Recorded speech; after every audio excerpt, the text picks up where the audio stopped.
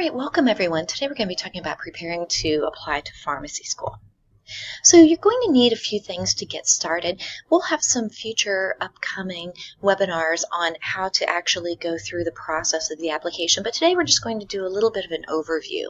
So SIUE School of Pharmacy uses a centralized application system called PharmCAS.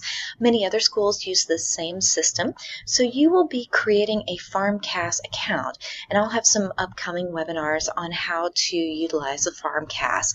Whenever you create your account, and PharmCAS will open up for the application cycle in mid-July of every year. So when you create your PharmCAS account, make sure to keep the ID number that's going to be issued to you in a safe place because you're going to need to refer to that later on. You're also going to want to have on hand official transcripts for all of the college courses that you've ever enrolled in and completed. So make sure to have a copy of those on hand as you complete your application. Now, whenever you complete your PharmCAS application, you're going to have those official copies of all transcripts for all courses, including dual credit courses, uploaded and sent to PharmCAS at the time that you apply.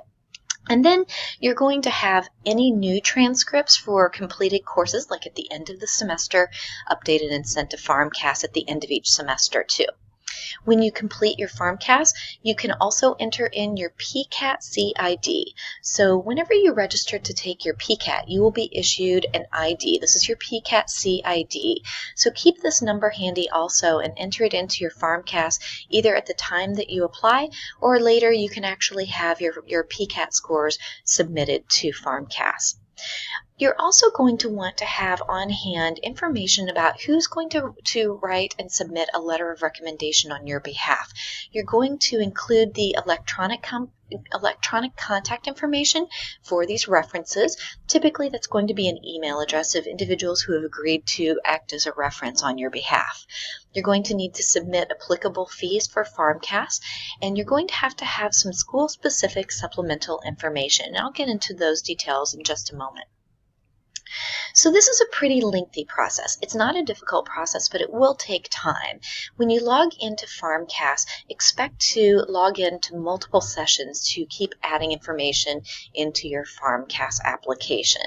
Also pay very close attention to details. This is very important, so make sure that you have all kinds of dates written down or at close hand whenever you include this information. And you're going to review all of the sections of the PharmCAS before you start. So it's a good idea just to familiarize yourself with the PharmCAS before you actually begin filling it out.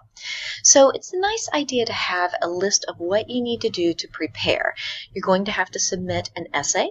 You're going to have a section where you're going to include any kind of experiences or achievements. And you're also going to need to include any license or certification numbers and issue dates. So having all of that information on hand is going to make this a much easier experience. So I mentioned those letters of recommendation. So consider who you're going to ask to write a strong letter of recommendation on your behalf. This might be an employer. It might be professors that you've had in college. It might be someone who can speak on your behalf to your leadership qualities or experiences. It's a good idea to provide those evaluators with a copy of your resume whenever they agree to write those recommendations for you. And you're going to allow your evaluators plenty of time to draft a well-constructed evaluation. It does take some time to do this, so just make sure that you give them fair enough advance warning and notice of when they will expect to receive an email from PharmCAS to upload your letter of recommendation. So whenever you talk with your evaluators, and sometimes if it's been a while since you've seen them, you might contact them via email. I've had some students actually include a thumbnail photograph of themselves so that the evaluator can just be refreshed by maybe your picture and know that that's a student who was in a class that they've taught previously. And again, that list of experiences or resume is going to be very helpful for them in writing a well-constructed evaluation. So whenever you complete your PharmCAS, you're going to include that evaluator's email address, and actually PharmCAS will contact those evaluators on your behalf, and they will write their letter of recommendation and upload it electronically. So whenever you log into PharmCAS, you'll be able to see if your evaluator has submitted their letter of recommendation. So it's a good idea to check the status of the evaluations pretty frequently, and if all of your other parts of your PharmCAS are complete except for your evaluations, it's nice just to follow up with your your evaluators with a friendly reminder and ask them when they might be able to upload your letter of recommendation. And if they find that they're not going to be able to in a timely manner, that's perfectly fine. Thank them for their time anyway, and maybe have someone else in mind as a backup who could complete your letter of recommendation in a timely manner. That's one area of the FarmCast that you can actually change. And after that person has uploaded a letter of recommendation for you, it's always a nice idea to follow up with a thank you note. One of the components of the FarmCast that takes a little bit of time is the essay or the personal statement. So this is something that you can actually begin outside of FarmCast just to kind of think about and brainstorm. And the topic is, why have you selected pharmacy as a career, and how does it relate to your immediate and long-term professional goals? So it's a pretty lofty topic. You're going to be limited to 4,500 characters, which is about 1 page.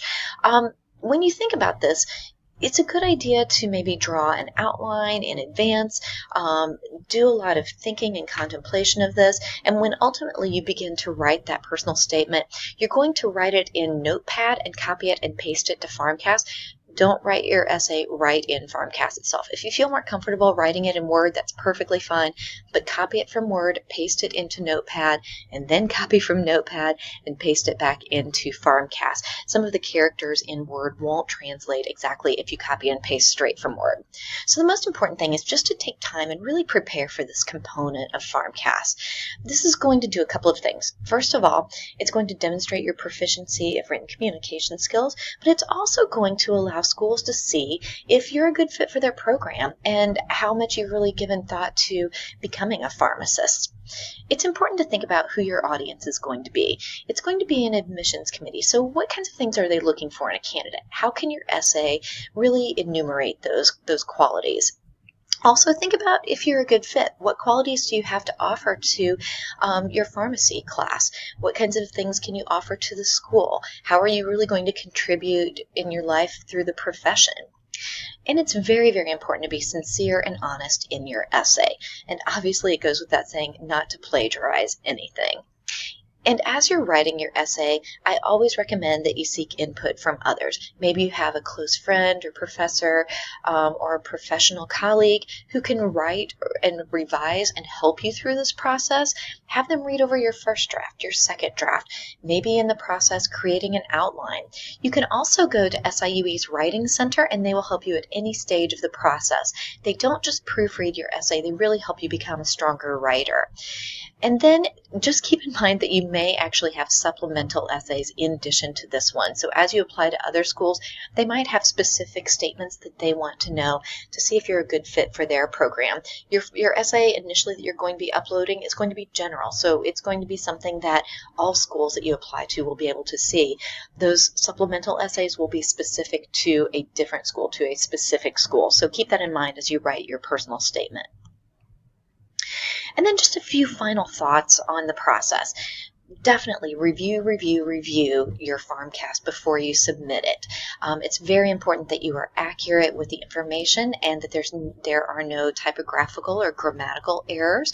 Make sure all of your dates are correct because these are important things that pharmacy schools and admissions committees will really check on.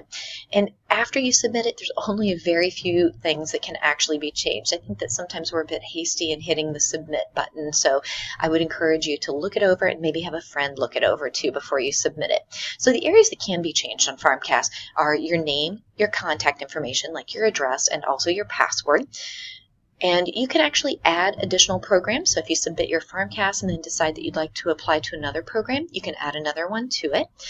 Additionally, if you have changed your courses, so there's an area of your FarmCast where you're going to write your completed courses and then courses that you're planning on taking next semester. So if you change your mind and decide to take a different philosophy class from the one that you originally planned on and had included in your FarmCast, that's okay. That academic update window, so it's usually like December to February, you can actually make changes at that time. And for example, if your evaluator isn't able to write a letter of recommendation on your behalf and hasn't submitted one yet, you can actually omit that person as an evaluator and add someone else in their place. You can have up to 4 evaluators, 4 letters of recommendation. You need a minimum of 2, so keep that in mind. And know what deadlines you need to adhere to for uploading information and for submitting your application. Check your email frequently and also check your status frequently as well. That's going to be really important as you log in, and you want to keep tabs on if you need to submit additional information to FarmCast, or if schools are requesting additional information, or if they have requested an interview. And then make sure that you submit any supplemental materials that are required by the programs that you're applying to, including additional fees. This is an important component of the application that's very specific to each school. And then finally, after you have made that decision to submit your application, your grades are going to be verified by FarmCast. So whenever you have your transcripts sent to FarmCast, they will look those over, make sure everything corresponds with the FarmCast that you submitted, and you'll receive a verification notice through the email address that you submitted on your FarmCast. And then one other kind of final note is that schools will often conduct background or drug screenings. Some of them do it prior to being admitted. Others will do that after you're being admitted. At SIUE, we actually conduct those screenings after you have been accepted into the program. So definitely watch for future webinars on these topics, and we'll break them down a little more thoroughly and get into some of the details with FarmCast.